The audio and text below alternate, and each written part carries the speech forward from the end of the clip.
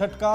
हिमाचल में 3 निर्दलीय एमएलए के इस्तीफे मंजूर। उपचुनाव वाली 6 सीट जीती तो भी कांग्रेस से पीछे।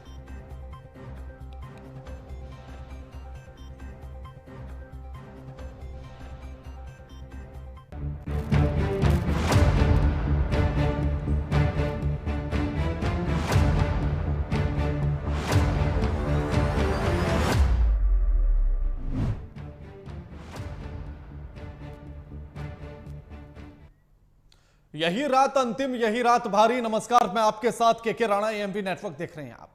ये एक रात मानो युगों से बड़ी है। बस एक रात की अब कहानी ही सारी है। ये बाजी अभी तक न जीती न हारी। यही रात अंतिम, यही रात भारी। 4 जून का दिन देश की सियासत के लिए सबसे बड़ा दिन है। आप समझ ही गए होंगे कि हम किसकी बात कर रहे हैं।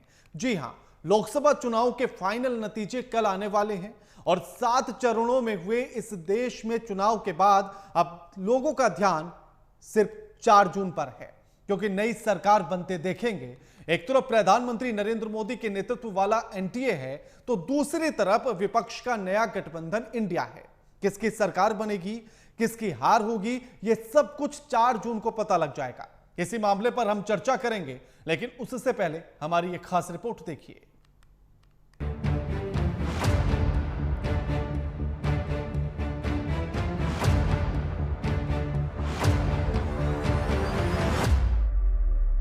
लोकतंत्र की जननी में लोकतंत्र के सबसे बड़े महापर्व का परिणाम 4 जून को सबके सामने आ जाएगा और तय हो जाएगा कि देश के सिंहासन का सिरमौर किसके सिर पर सजेगा।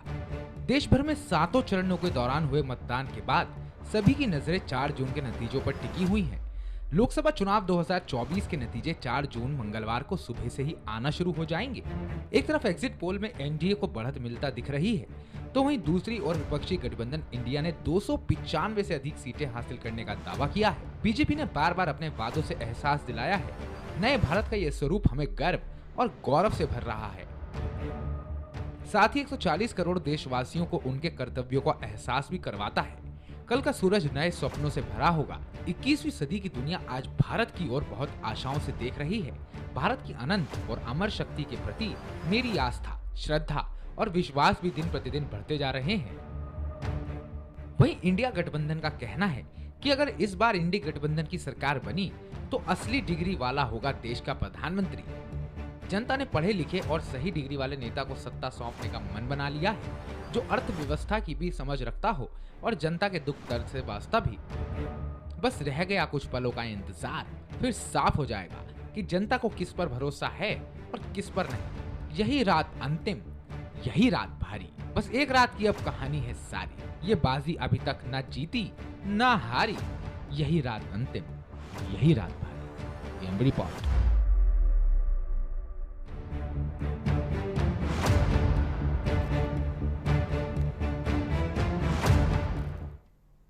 हमारे साथ जो मेहमान जुड़ गए उनका परिचय आपसे करा देते हैं। हमारे साथ संदीप दुबे जुड़ गए हैं, नेता हैं बीजेपी के। हमारे साथ आशीष कोटदिया जुड़ गए हैं, प्रवक्ता हैं कांग्रेस के। आप दोनों का स्वागत है एएमवी नेटवर्क पर। संदीप जी, एग्जिट पोल जो बता रहे हैं उसके आधार पर तो आप गदगद होंगे ही, बाकी अब कल का इंतजार 4 जून को क्या होने वाला है। संदीप जी। के राणा जी, सबसे पहले आपको बधाई और सबसे पहले समस्त राजनीतिक दलों के कार्यकर्ताओं को बधाई कि उन्होंने अपनी मेहनत से अपने विचार को जन तक रखा और जनता ने जो निर्णय दिया उसके बाद हम लोग को सबका साथ, सबके विकास और सबसे संवाद करते हुए इस देश को आगे लेके जाना है। मैं 2 बातें कह के अपनी बात भी समाप्त करूंगा ताकि आशीष जी अपना बोलें। आज बुराई करने का दिन नहीं है, आज सबको बधाई देने का दिन है। और सबसे बहुत बड़ी बात यह है कि विपक्ष जो भी ताने अभी मार रहा है, कल जब जनता ताने उसको मारेगी, जनता उसको नसीहत देगी, तो अभी तक जितने ताने विपक्ष ने मारा है उसका पूरी तरह से पोल खुल जाएगा। देखिए, हम लोग राजनीति में क्या ढूंढते हैं। एक परिवार को उदाहरण ले लीजिए। पिता सबका प्रिय क्यों होता है? क्योंकि पिता सबका संरक्षक होता है, पिता सबके लिए जीता है। यशस्वी प्रधानमंत्री ने अपना पूरा जीवन मातृभूमि के लिए, देश के लिए अपना सर्वोच्च निछावर कर दिया। और जब वो गुजरात के मुख्यमंत्री बने तब से लेके आज तक उनका पल पल, एक एक पल राष्ट्र के लिए समर्पित है। इसलिए जब राष्ट्र उन्हें प्यार करता है, उस प्यार के प्रतिरूप, प्यार के समर्पण और प्यार को कैसे वापस किया जाए, ये अगर किसी को सीखना है तो यशस्वी प्रधानमंत्री से सीखे। और हम सबके पास आदर्श गुम हो गया था। राजनीति में नेतृत्व में आदर्श नहीं था। हमें बहुत सालों बाद, हम युवा थे, युवा होने के नाते मैं आपसे कह सकता हूं कि मुझे, जब मैं छोटा था तो मुझे राजीव गांधी बड़े अच्छे दिखते थे, अच्छे लगते थे, जिनको हमने सोच के राजनीति करने की इच्छा जगी। उसके बाद यशस्वी प्रधानमंत्री नरेंद्र मोदी का जो कार्यकाल मैं देखता हूं, तो उनसे हम युवाओं को सीखने की समझ आती है। देखिए, राष्ट्र के लिए कैसे जिया जाता है, राष्ट्र को कैसे, राष्ट्र के लोगों की अभिव्यक्ति बनी जाती है, और कैसे हम सबके दिलों में कैसे प्रेम जगाया जाता है। ये अगर कोई भावना किसी से सीखनी हो तो आज संदीप जी जिसने राजनीति की प्रेरणा दी, आज आप उन्हीं की पार्टी के खिलाफ हैं? नहीं, मैं खिलाफ नहीं हूं। हम लोग, अच्छा, भारत का तो ऐसा लोकतंत्र है कि भारत में कोई किसी के खिलाफ नहीं है राणा जी। हमें सिर्फ लगता है वैचारिक मतभेद है, मनभेद भी हो सकता है, लेकिन हम किसी के विरोधी नहीं है। ये जो लोग दुश्मन समझ लेते हैं, ये गलत है। ये लोकतंत्र का उत्सव है। और मैंने शुरू में ही सभी कार्यकर्ताओं को, राजनीतिक दल के सभी कार्यकर्ताओं, सभी पार्टी के कार्यकर्ताओं, नेताओं को बधाई दी कि उन्होंने इस समर में जाके अपनी अपनी बातें जनता के बीच रखी, जनता को जागरूक किया, और मतदाता जो है वो सबसे ज्यादा जागरूक है। उन्होंने सोच समझ के राष्ट्र निर्माण में अपना मत दिया है। इसलिए मैं सबको नमन करता हूं, सैल्यूट करता हूं। और प्रधानमंत्री जी आज की डेट में पूरा विश्व जिसे प्रेम करता हो, और जो सर्वे भवन्तु सुखिनः सर्वे सन्तु निरामया की कामना रखता हो, ऐसे राष्ट्र के पास एक ऐसा नेतृत्व है, नेता है। इसलिए मैं उदाहरण दे रहा था कि आज भारत के पास वो नेतृत्व और नेता है, और मैं चाहूंगा कि आने वाली पीढ़ियां उनसे बड़ी लकीरें खींचे, उनसे अच्छा नेतृत्व इस भारत को दे, ताकि नेतृत्व में प्रतिस्पर्धा हो, और भारत का युवा, भारत की महिलाएं या भारतीय जन कम से कम नेतृत्व में अवसर तो तलाशें कि हाँ, इनसे बेहतर होगा। अभी विकल्प नहीं है। मैं बात कह रहा हूं, कांग्रेस के लिए मैं राहुल जी की बुराई करूंगा, कांग्रेस के मित्र बुरा मान जाएंगे, या छोटे छोटे घटक दलों की बुराई करूंगा। आज बुराई नहीं करता, आज राष्ट्र के लिए बेहतर चिंतन की जरूरत है। मैं तो कहता हूं, हमारे प्रधानमंत्री से बेहतर चिंतन आप करिए, ताकि राष्ट्र आपको भी प्रेम करे। और आपको मैं इसलिए आज कांग्रेस के भी मित्र को मैं बधाई देना चाहता हूँ। उन लोगों ने भी जो भी है जोर लगा के अपना काम किया है। बिल्कुल आशीष जी, उन्होंने तो बधाई दे दी है सभी को, और वो तो ये भी कह रहे हैं कि राजीव गांधी उनके लिए राजनीतिक प्रेरणा रहे हैं। देखिए ये स्क्रीन पर आपको शायद दिख रहा होगा, इंडिया 295+। कल इंडिया गठबंधन की बैठक, और राहुल गांधी जी ने स्पष्ट किया है कि हमारी पार्टी को 295+ सीटें प्राप्त हो रही है। कल हमारी सरकार बनेगी इंडिया गठबंधन की। हिंदुस्तान के इतिहास में प्रथम बार विपक्षी एकता एक मंच पर आएगी। अब इन्होंने बात की थी कि राजीव गांधी जी उनके काफी लोकप्रिय नेता रहे। ये देखिए, भारतीय जनता पार्टी भी कहीं ना कहीं कांग्रेस की विचारधारा को समर्थन करती है। और जब हम बात करते हैं महापुराण की, और जब ये राम की बात करते, तो मैं तो अवश्य कहता हूं अपने सारे डिबेटों में कि यदा यदा ही धर्मस्य ग्लानिर्भवति भारत अभ्युत्थानम् अधर्मस्य तदात्मानं सृजाम्यहम् परित्राणाय साधूना विनाशाय चतुष्कृतम् धर्म संस्थापनाय संभवामि युगे युगे। कल देश में एक नया लोकतंत्र का सूर्योदय होगा, और इसी के साथ भारत में आधुनिक लोकतंत्र की स्थापना होगी। सभी कार्यकर्ताओं को बधाई कि भारतीय जनता पार्टी, कांग्रेस के कार्यकर्ता, सभी कार्यकर्ताओं ने चुनाव लड़ा। हम दोनों पार्टियों ने एक दूसरों के साथ असहमति को व्यक्त करते हुए लोकतंत्र को वाइब्रेंट करने का कार्य किया।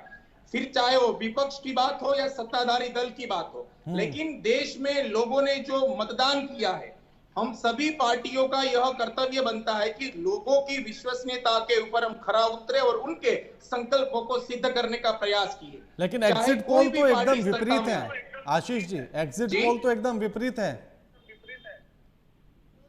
फैंटेसी पोल कहता हूं मैं। राहुल गांधी जी ने कल कहा, आपने सुना होगा, ये फैंटेसी पोल है। 2004 में भी एग्जिट पोल विपरीत थे।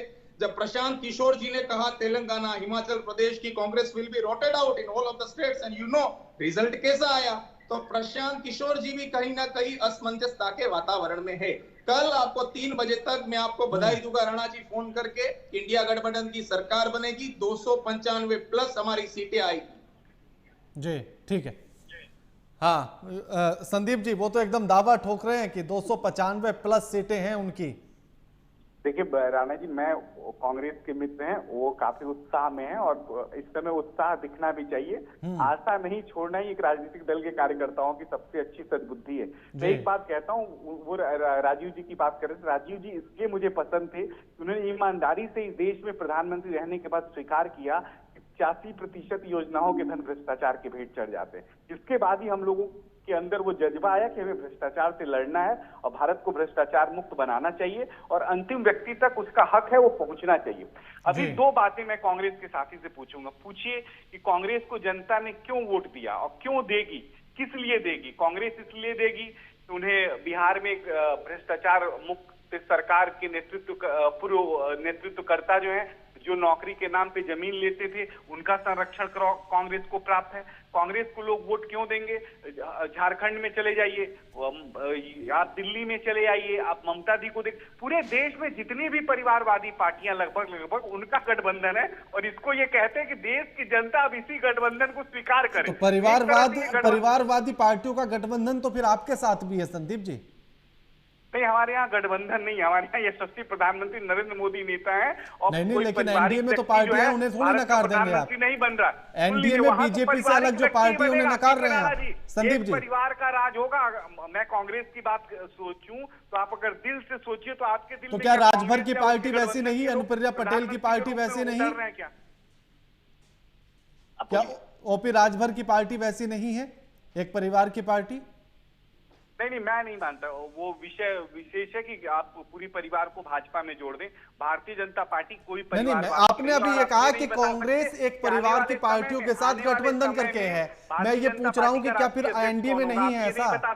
राष्ट्रवाद के मुद्दे पे अगर इस देश में कोई राजनीतिक दल काम कर रहा है वो केवल और केवल भारतीय जनता पार्टी। अब आप मुद्दे से हट गए, आपने पहले परिवारवाद उठाया, कार्यकर्ता देने वाले लोग हैं संदीप जी, भारतीय जनता पार्टी। आपने पहले परिवारवाद का मुद्दा उठाया, मैंने सवाल पूछा तो आप बदल रहे हैं आप सवाल। देखिए भ्रष्टाचार, अब मैं बुराई आज नहीं करना चाहता था केके जी, आप अगर दिल से सोचिए, एक भ्रष्टाचार के संरक्षक संवर्धन करने वाली कांग्रेस हमेशा भ्रष्टाचार के संलिप्त लोगों का ही संरक्षक क्यों बन के उभरती है? तो वो तो सोचने वाली बात ये भी आपकी पार्टी में है। देश की जनता संदीप जी, संदीप जी बता दीजिए, संदीप जी, देश की जनता कांग्रेस को वोट दी होगी। संदीप जी, ये भी आपकी पार्टी में है। भ्रष्टाचार का आरोप लगा अजित पवार पर, आप उन्हें अपने साथ ले आए। उन पर शुभेंदु अधिकारी पर आरोप लगाया आप ही ने, आप उन्हें अपने साथ ले आए। हेमंत बिस्वा शर्मा पर लगा, आप उन्हें अपने साथ ले आए। देखिए, ये सारे लोग जब कांग्रेस में थे और या दूसरी राजनीतिक दलों में थे, जरूर इन पे एफआईआर लॉज है, वो केस चल रहा है। हमने किसी को क्लीन चिट नहीं दी। क्लीन चिट देने का काम तो भ्रष्टाचार के आरोप तो उन पर है ना, भ्रष्टाचार के आरोप तो उन पर लगे हैं और वो आपके साथ हैं। कोर्ट जांच कर रही है, कोर्ट जांच कर रही है। हमारी सरकार में हमारे प्रधानमंत्री के ऊपर या हमारे देश में जब से निष्कलंक कोई राजनीतिक कार्यकर्ता है तो भारतीय नहीं, लेकिन एक बात बताइए ना, आप कहते हैं लेकिन भ्रष्टाचारियों को तो साथ लेकर चल रहे हैं ना आप। 10 साल के कार्यकाल में भ्रष्टाचार के आरोप, या संदीप जी ये माना जाए, संदीप जी, संदीप जी, जितने भी प्रधानमंत्री हुए, जितने भी लोग हुए, बताइए ये देश ने कभी उनको छोड़ा? संदीप जी, क्या ये माना जाए कि सबका साथ, सबका विकास, सबका विश्वास, यही बीजेपी की रणनीति है कि उसमें भ्रष्टाचारियों को भी साथ लेकर चलना है? नहीं, ऐसा कुछ नहीं है। भ्रष्टाचारी किसी भी दल में हो, अगर गलती से इधर भी है, उसको सजा मिलेगी, उसकी जगह जेल है, वो जेल में जाएगा। अधिकारी पर क्या कार्रवाई हुई, इसको लेकर बीजेपी कुछ नहीं बताती। हेमंत बिस्वा शर्मा को तो सोचिए आपने मुख्यमंत्री बना दिया, जिस पर आरोप आपने लगाए उसी को आपने मुख्यमंत्री जैसा पद दे दिया। अब ठीक है, आपका ये सवाल सही है, लेकिन आरोप हम लगा सकते हैं राजनीतिक कार्यकर्ता के स्वरूप, लेकिन उसको सजा देने का काम है कोर्ट का है। तो यानी कि आरोप बिना तथ्य के होते हैं। सजा देगी तो व्यक्ति की जगह जेल है। संदीप जी, यानी कि आरोप बीजेपी के बिना तथ्य के होते हैं, तथ्य के नहीं होते हैं सर। देखिए, राजनीतिक दलों के कार्यकर्ताओं की जो सबसे अच्छी सुचिता है वो ये है कि हम चेक एंड बैलेंस रखते हैं। वो हमारा सत्ता पक्ष हो या विरोधी पक्ष हो, हम जब एक दूसरे की आलोचना करते हैं इसका मतलब नहीं कि हम एक दूसरे के दुश्मन है। आलोचना करने का मकसद ये है कि कोई गलत ना करे, और गलत कर रहा है तो उसको दंड मिले, और ये दंड देने का काम अगर वो हमारे साथ आ जाए तो फिर वो गलत ना है। कोर्ट न्यायालयों का है और न्यायपालिका किसी को भी और अगर वो गलत कर रहा है, प्राप्त व्यक्ति का जगह भारतीय जनता पार्टी में नहीं है। संदीप जी, अगर वो कोई गलत है या भ्रष्टाचारी है और वो हमारे साथ आ गया है तो फिर उसके बारे में कुछ नहीं कहना। नहीं, ये कांग्रेस द्वारा ऐसी प्रचार तो आप बताइए ना, शुभेंदु अधिकारी पर कार्रवाई कहां तक हुई? आप बताइए हेमंत बिस्वा पर कहां तक कार्रवाई हुई? आज देखिए, देश में पार्टी को तो आगे लेके जाना है ना। बड़े बड़े कार्यकर्ताओं की जरूरत हर पार्टियों को है, सर स्वीकार चाहे करिए। वो भ्रष्टाचारी ही क्यों न हो, राजनीतिक जल का चाहे स्वरूप उन पर है, भ्रष्टाचार के आरोपी लेकिन क्यों ये न भी हो। तो स्वीकार करिए कि देश के पास जो यशस्वी प्रधानमंत्री नरेंद्र मोदी जी हैं, उन्होंने जिस तरह से कार्य किया है, उनकी कार्य करने की जो क्षमता है, जो कार्य करने की उनकी नीति है, जो विधि है, उसके अंतर्गत जो अंतिम व्यक्ति है उसी पर तो मैं सवाल उठा रहा हूं ना, मैं उसी पर तो सवाल पूछ रहा हूं संदीप जी। आपने कहा कि भ्रष्टाचारी बख्शे नहीं जाएंगे, प्रधानमंत्री ने अपनी रैलियों से कहा भ्रष्टाचारी बख्शे नहीं जाएंगे, तो क्या मान लिया जाए कि भ्रष्टाचारी बख्शा नहीं जाएगा, वो बीजेपी में शामिल हो जाएगा? नहीं, वो कहीं शामिल हो जाए, वो धरती पाताल के अंदर भी चला जाए, वो बख्शा नहीं जाएगा। लेकिन बात तो यही है ना कि जब तक वो बीजेपी के साथ नहीं होता तो उस पर तमाम आरोप लगाए जाते, तमाम हमले जुबानी किए जाते हैं। राणा जी, ये सरकार इस साल अधिकारियों के संपत्ति को ठीक करेगी। जितने अधिकारी चोर उचक्के कांग्रेस के जमाने के बैठे हुए हैं ना, न्यायपालिका, कार्यपालिका, व्यवस्था पालिका, हर जगह, संदीप जी देखिए, अधिकारियों पर हमला बोलना, अधिकारियों को दुरुस्त करना, ये तो हर सरकार में देखते हैं। धन जिन लोगों ने लूटा है या लूट के रखा है, उनसे पाई संदीप जी, अधिकारियों को दुरुस्त करना, अधिकारियों को ठीक कर देना, ये तो अक्सर हर सरकार में हम देखते हैं। आप बताइए ना, शुभेंदु अधिकारी पर जो आरोप है, उन पर कार्रवाई कहां तक पहुंची, राणे पर कहां तक पहुंची, अजित पवार पर कहां तक पहुंची, हेमंत बिस्वा पर कहां तक पहुंची, छगन भुजबल पर कहां, उनकी तो फाइल खोई गई। छगन भुजबल की तो न्यायपालिका अपना काम कर रही है और न्यायिक प्रणाली में आप और हम बिल्कुल हस्तक्षेप नहीं कर सकते। राजनीतिक विषय में हम आलोचना एक दूसरे की कर सकते हैं और वो करने का अधिकार प्राप्त है इस लोकतंत्र में। आप भी करते हैं राणा जी, आप भी बैठ के कर रहे हैं, आपको भी मौका मिल रहा है। अगर हमने मौका नहीं दिया होता तो आपको मौका थोड़ी मिलता। तो कुछ चीजें हैं उसको स्पष्ट स्वीकार करने में कहीं कोई दिक्कत नहीं है, लेकिन हाँ, वो लोग बेहतर काम तो कर रहे हैं सरकार के लिए, पार्टी के लिए और समाज के लिए। ठीक है, हो सकता है उन्हीं की पार्टी के लोगों द्वारा वो प्रताड़ित हों। देश में तो आशीष जी, फैसला कोर्ट को करने दीजिए। आशीष जी, उनका कहना है कि भ्रष्टाचारी उनकी तरफ हो या आपकी तरफ, छोड़ेंगे किसी को नहीं। देखिए, कल जैसे ही हमारी सरकार बनेगी, प्रथम हमारा कदम होगा कि ईडी के जिन अधिकारियों जो त्रुटि में संलिप्त थे उनके खिलाफ कार्रवाई करना। अब ये बात कर रहे थे कि परिवारवाद की, अमित शाह का बेटा जय शाह बीसीसीआई का सेक्रेटरी है, यूपीएससी का एग्जाम लिख के बने हैं क्या बीसीसीआई का सेक्रेटरी? जरा बताइएगा, प्रश्न का उत्तर दीजिए। भारतीय जनता पार्टी जब परिवारवाद की बात करती है तो उनको देखिए, दुबे जी, मैंने आपकी बात में हस्तक्षेप नहीं किया था, आप सुनने की क्षमता रखिए, आप सुनने की क्षमता रखिए, मैंने आपकी बात में हस्तक्षेप नहीं किया था। दूसरी बात, जब सरकार, दुबे जी, आप नहीं किया था क्योंकि बात सुनने की क्षमता रखिए। आपके दौरान मैंने आपकी बात में हस्तक्षेप नहीं किया, एक करके बात करेंगे। मैं पुनः आपको अनुरोध करता हूं कि आप सुनने की क्षमता रखिए। तीसरी बात, आपने कहा कि विपक्ष को लोग जनता वोट क्यों दे। इंडिया अलायंस का यदि आपने एक सूत्री कार्यक्रम देखा होगा और दूसरी बात कांग्रेस पार्टी का यदि मैनिफेस्टो देखा होगा तो उसका नाम हमने रखा था न्याय पत्र। भारत देश का जो संविधान है, उस देश के संविधान के प्रीएम्बल को सेंटर में रख के, जो प्रीएम्बल में वर्ड एस्टैब्लिश्ड है कि लिबर्टी, इक्वालिटी, फ्रेटर्निटी, जस्टिस, उनको हमने कंसिडरेशन में रख के हमने अपने मैनिफेस्टो में उनको शामिल किया था कि लोगों को न्याय मिले। और ये जो न्याय है वो इकोनॉमिक फिलोसॉफी को कंसिडरेशन में रख के एक इगैलिटेरियन सोसाइटी क्रिएट करने का हमारा एक एम है। तो उसको सेंटर में रख के हमने बनाया है कि जिसमें सभी प्रकार के आर्थिक दर्शन, सामाजिक दर्शन, राजनीतिक दर्शन को शामिल किया है। क्योंकि हम हर बात में प्रभु श्री राम को नहीं लाते हैं, राम की राजनीति नहीं करते हैं, हमें मुद्दे ज्यादा पसंद है। तीसरी बात, जब आपने भ्रष्टाचार की बात की, अजीत पवार के ऊपर इतने सारे केसेस थे, उनको आपने एकदम देवतुल्य घोषित कर दिया। अजीत पवार की बीबी, इतना बड़ा घोटाला था, उनको भी देवतुल्य घोषित कर दिया। जो नेता भारतीय जनता पार्टी में शामिल हुए उनको वॉशिंग मशीन यानी कि वॉशिंग पाउडर निर्मा, जो भी अधिकारी अपराधी था भारतीय जनता पार्टी में शामिल होगा, अपराध से मुक्त हो जाएगा, दंड से मुक्त हो जाएगा। और यदि कोई विपक्ष का नेता आवाज उठाएगा, कारागार में बंद कर दिया जाएगा, ईडी का प्रयोग होगा, आईबी का प्रयोग किया जाएगा, अलग अलग इन्वेस्टिगेशन एजेंसियों का मिसयूज किया जाएगा। ये आपने देखा है, अरविंद केजरीवाल जी को अंदर डाला गया, मनीष सिसोदिया जी अभी तक अंदर है, इतने बड़े बड़े नेताओं को आपने बंद किया। लेकिन सुप्रीम कोर्ट पर हमें भरोसा है, कल देश के चुनाव के नतीजे घोषित होने वाले हैं। राणा जी, मुझे डर इस बात का है कि यदि भारतीय जनता पार्टी के पक्ष में फैसला नहीं आया तो देश में कहीं वायलेंस ना हो, क्योंकि मोदी और शाह ये लोग सत्ता के इतने ग्रीडी पर्सन है कि चुनाव जीतने के लिए किसी भी हद तक जा सकते हैं। और आज मैं ठीक है ऑन टीवी आशीष जी इस बात से एक सवाल मुझे याद आ गया। जयराम रमेश ने आरोप लगाया था कि अमित शाह 150 कलेक्टर को फोन कर रहे हैं और कुछ तो मैनेज कराने की बात कर रहे हैं। इसको लेकर चुनाव आयोग ने यह कहा कि अगर आपके पास सबूत है तो आज यानी कि 3 जून शाम को 7 बजे तक आपको सबमिट करने होंगे। आप अभी तक नहीं कर पाए। बात बिल्कुल सही है। देश के गृह मंत्री अमित शाह जी 150 से अधिक कलेक्टर आईएएस अधिकारियों को फोन करके धमका रहे हैं, फोन करके कि कल चुनाव के नतीजे हैं। सबूत आशीष जी सबूत, ये बात सबूत मुझे जयराम पता लग गई। रमेश जी ने कहा कि यदि आपको एविडेंस चाहिए तो हमें पुख्ता समय दीजिए, लेकिन इलेक्शन कमीशन ऑफ इंडिया ने डिनाई कर दिया, क्योंकि election commission of India is nothing but a political wing of the Bharatiya Janata party. Ashish ji ये बात जो आप कह रहे हैं, ये बात जो आप कह रहे हैं किसी तथ्य के आधार पर ही कह रहे होंगे। अवश्य, तो वही तथ्य रख दीजिए इसी के सामने। तथ्य तब हम प्रस्तुत कर सकते हैं ना। ये लोग एविडेंस मांगते हैं, सब्सटेंशियल एविडेंस।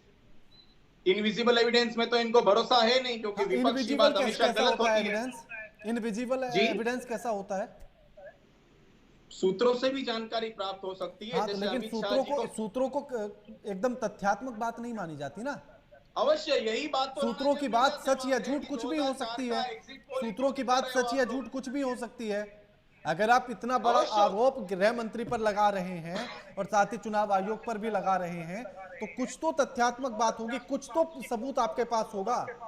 इसीलिए तो हमने समय मांगा है ना कि हमें थोड़ा अधिक समय प्रदान कर दीजिए, हम आपके समक्ष सबूत 150 में से किसी एक का कोई तो सबूत होगा। मना किया। और दूसरी बात, ये जब सत्ता पक्ष इलेक्शन कमीशन ऑफ इंडिया से यानी कि आरोप हवा में लगे किया जाता है, आशीष जी, विपक्ष को नहीं किया जाता। आशीष जी आरोप हवा में लगे, आरोप हवा में नहीं लगी है। हमारे पास तथ्य सबूत है, इसीलिए हमने आक्षेप लगाया। वही सबूत तो इलेक्शन कमीशन ने मांगा आपसे, आप दे तो नहीं हमारा पाए। हाईकमांड देगा। हमने समय मांगा ना इलेक्शन कमीशन ऑफ इंडिया से, एंड दे डिनाइड ब्लेटेंटली कि हमें नहीं दे समय नहीं दे सकते। आप सोचिए ना आशीष जी, देश के गृह मंत्री पर आप आरोप लगा रहे हैं, आप देश के चुनाव आयोग पर आरोप लगा रहे हैं, साथ ही उसमें इन्वॉल्व कर रहे हैं आप कलेक्टर को। तो एक बड़ा मामला है, गंभीर विषय है, तो कम से कम 2-4 सबूत तो साथ लेकर आपने आरोप लगाए होंगे ना। ये सिर्फ किसी ने कहा कि भाई ऐसा ऐसा मैंने सुना है, तो आपने भी कह दिया अरे ऐसा ऐसा हो रहा है, मैंने सुना था। ये अब गृह मंत्री पर सुनी सुनाई बातें तो नहीं कही जाएंगी। बार के और आप अमित शाह जी को गृह मंत्री करते, चलो मैं रिस्पेक्ट करता हूं, लेकिन वो भी तो तड़ी पार थे। एक अपराधी को नहीं देखिए, अब तो आप मुद्दे से भटक गए। अब आप मुद्दे से भटक गए आशीष जी। नहीं मुद्दे से नहीं देखिए, ये मुद्दे से भटक गया। सवाल ये था ही नहीं, सवाल मेरा ये थोड़ी था कि अमित शाह क्या है क्या नहीं है। मेरा सवाल बड़ा सीधा सा था कि भाई देश के गृह मंत्री पर आप आरोप लगा रहे हैं, तो कोई तो सबूत आप साथ में लेकर रहेंगे ना। अरे सबूत होगा तभी तो आरोप लगा रहे हैं, और इसीलिए तो सबूत दीजिए ना चुनाव आयोग को। चुनाव आयोग वही तो मांग रहा है आपसे कल से कि भाई सबूत दो सबूत दो सबूत दो। तो आपको आप सबूत ही नहीं दे पाए। करना पड़ेगा। चुनाव आयोग मना क्यों कर रहा है? और आप एक minute Rana ji, representation of people act 1951 clearly बताता है कि यदि कोई सब्सटेंशियल एविडेंस के आधार पर आप एलिगेशंस लगाते हो तो उसके लिए extended time period of limit आपको देना पड़ता है। Then why election of commission of India denied this limit to the आपने तो सिर्फ मुंह से बात कह दी ना, उसके बाद कहां सबूत रखा कोई? समय की मर्यादा थी ना, हमने समय मांगा था। हमारे पास जो सबूत था वो इतना सब्सटेंशियल नहीं था। जैसा भी था आपने वैसा रखा, जैसा था वैसा रखा। नहीं, अवश्य देखिए राणा जी, आप बात को घुमा रहे हैं। नहीं, मैं नहीं घुमा रहा हूं, मैं तो बड़ा सीधा सवाल करता हूं। घुमाने की आदत मेरी थोड़ी वो नेताओं की होती है। ठीक है आशीष जी, लोटूंगा। Sandeep ji, last comment. देखिए आशीष जी बड़े प्रवक्ता हैं, उनके नेता तो 150 कह रहे हैं, ये कह रहे हैं 200। अभी राहुल जी की कल बारी आएगी, शाम को कहेंगे 435 सीटें आ रही है, 435 डीएम को फोन किया। अभी ये देखते जाइए कल तक ये कैसे रूप रंग विपक्ष अपना बदलता है, और यही देश की जनता है, सब देख रही है, और देश की जनता जवाब देगी। इन्होंने माननीय गृह मंत्री जी के ऊपर आरोप लगाया। अमित शाह बनना आसान काम नहीं है, जिसने अपने हड्डियों को गलाया हो, जिसने समाज के लिए, देश के लिए, व्यवस्था के लिए अपना सर्वोच्च जीवन दिया हो, उसके कठोर तप के बाद वो आज भारत के उच्च पद गृह मंत्री के पद पे हैं, और आप बिना सोचे समझे उन पे अनावंत कोई भी विषय रख देते हैं, किसी भी तरह की त्रुटिपूर्ण वार्ता करते हैं। और देखिए देश में ये पहली बार हो रहा है कि संदीप इस तरह से बौखलाया हुआ है। संदीप, ठीक है, शुक्रिया आप दोनों मेहमानों का हमारे साथ इस चर्चा में जुड़ने के लिए और तमाम बातचीत करने के लिए। लेकिन कल 4 जून और कल लोकसभा चुनाव के नतीजे आने हैं। सभी की धड़कनें बढ़ी हुई हैं, सभी राजनेताओं की। आखिर कल क्या होगा, जनता ने किसकी किस्मत में क्या फैसला लिख दिया है, क्या आशीर्वाद दे दिया है, यह कल 4 जून को पता लग जाएगा। और कल देखना मत भूलिएगा एएमपी नेटवर्क पर सबसे तेज, सबसे सटीक नतीजे सिर्फ और सिर्फ एएमपी नेटवर्क पर। नमस्कार।